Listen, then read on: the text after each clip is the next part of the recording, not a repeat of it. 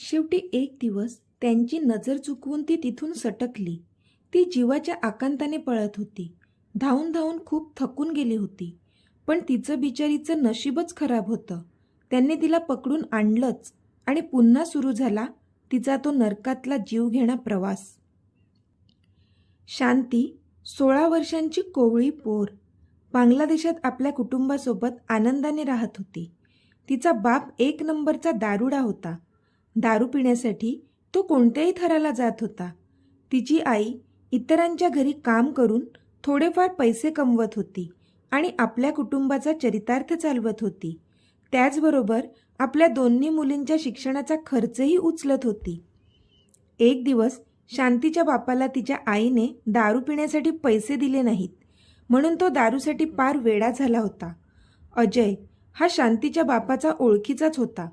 त्याला माहीत होतं शांतीचा बाप दारूसाठी काहीही करू शकतो. कित्येक दिवस तो शांतीवर नजर ठेवून होता. शेवटी तो काळा दिवस उगवलाच आणि शांतीच्या बापाने फक्त 200 रुपयात शांतीचा सौदा अजयशी केला. ती निरागस पोर बापाने सांगितले म्हणून त्या नराधमासोबत गेली. पण तिला कुठे माहीत होते तिच्या नशिबात पुढे काय वाढून ठेवलंय. अजयने गोड गोड बोलून शांतीला बांगलादेशमधून थेट भारतात आणलं. शांती वारंवार त्याला सांगत होती की एकदा मला आईला फोन करून द्या, पण त्याने तिचं काहीच ऐकलं नाही. तो तिला त्या गल्लीत घेऊन आला जिथे मुलींचा देहविक्री धंदा चालायचा. शांतीला त्याने त्या नरकात आणून सोडलं आणि आपलं कमिशन घेऊन तो निघून गेला. रोज नवीन नवीन कस्टमर तिच्या शरीराचे लचके तोडत होता. असह्य वेदना त्या निरागस मुलीला होत होत्या, पण ती काहीही करू शकत नव्हती. एकतर परक्या देशात येऊन पडली होती, त्यामुळे कोणाचीच मदत घेऊ शकत नव्हती. सुरुवातीला तिने खूप विरोध केला, रडली, ओरडली, पण तिची हाक ऐकणारं कोणीच नव्हतं.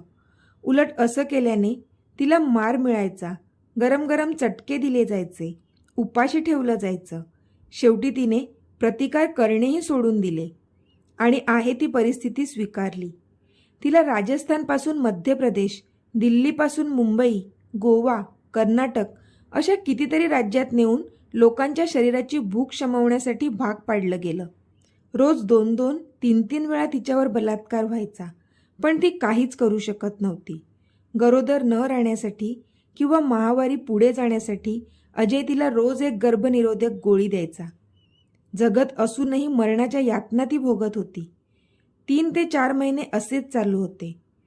येथे बांगलादेशात शांतीच्या आईने शांतीची मिसिंग कंप्लेंट केली होती.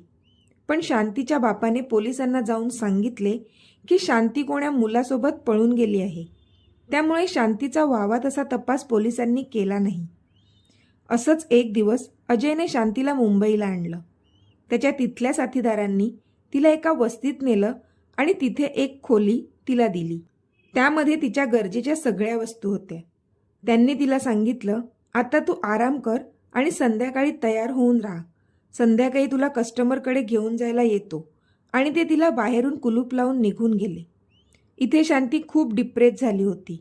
तिच्या डोळ्याखालून तिचा बांगलादेशातलं ते आनंदी जीवन एका बाजूने जात होतं, तर एका बाजूने तिचं भारतातील हे शरीराला आणि मनाला भीषण यातना देणारं जीवन जात होतं.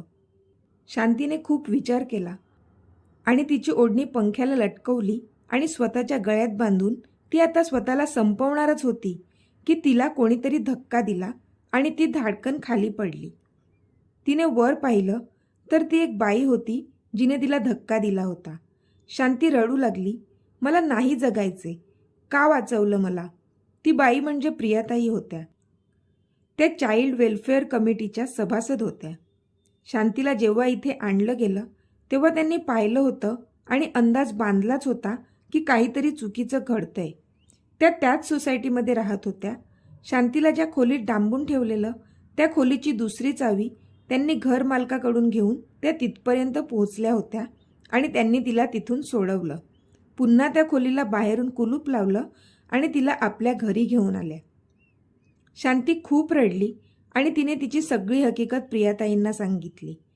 प्रियाताईंनी तिला समजावलं आणि सांगितलं, आपल्याला पोलिसात तक्रार दाखल करावी लागेल. इथे अजयची माणसे शांतीला पिसाळलेल्या कुत्र्यासारखी शोधत होती, पण त्यांना कळत नव्हतं की शांती पळाली कशी. प्रियाताईंनी शांतीला एक बुरखा आणून दिला आणि तो घालून त्या तिला पोलीस स्टेशनला घेऊन आल्या. बाहेर अजयची माणसं होतीच, पण बुरखा घातल्यामुळे त्यांनी शांतीला ओळखलं नाही. शांतीने पोलिसात अजय आणि त्यांच्या साथीदाराविषयी रीतसर तक्रार दाखल केली. प्रियाताईने चाइल्ड वेलफेअर कमिटीच्या चेअरपर्सनशी शांतीची केस डिस्कस केली. चाइल्ड वेलफेअर कमिटी आणि पोलिसांच्या मदतीने शांतीच्या आईला बांगलादेशात कॉन्टॅक्ट केला गेला आणि त्यांना सगळी हकीकत सांगितली गेली. शांतीच्या आईला भारतामध्ये आणण्याचा आणि शांतीला पुन्हा घेऊन जाण्याचा सगळा खर्च चाइल्ड वेलफेअर कमिटीने उचलला आणि आई मुलीची भेट घडवून दिली. इथे पोलिसांनी अजय आणि त्याच्या टोळीला अटक करून योग्य ती शिक्षा दिली. शांतीला पुन्हा आपल्या देशात घेऊन जाताना प्रियाताई शांतीच्या आईला म्हणाल्या, शांतीला इतकं प्रेम द्या, इतकं की तिच्यासोबत झालेला हा दुर्दैवी प्रसंग ती कायमचा विसरून जाईल. शांतीने प्रियाताईंना घट्ट मिठी मारली. आता तिच्या चेहऱ्यावर खरा सुटकेचा निश्वास होता. मित्रांनो, शांतीच्या आयुष्यात जर प्रियाताईंसारखी व्यक्ती आली नसती तर कदाचित त्या दिवशीच शांतीने आपलं जीवन संपवलं असतं किंवा तिचं हे नरकाहून यातना देणारं जीवन असंच चालूही राहिलं असतं. अशा धाडसी, शूर आणि धीट प्रियाताईंना मी सलाम करते. मित्रांनो, ही गोष्ट जर तुमच्या मनाला चटका लावून गेली असेल तर व्हिडिओला लाईक करा आणि आपल्या चॅनलला सबस्क्राईब करा. धन्यवाद.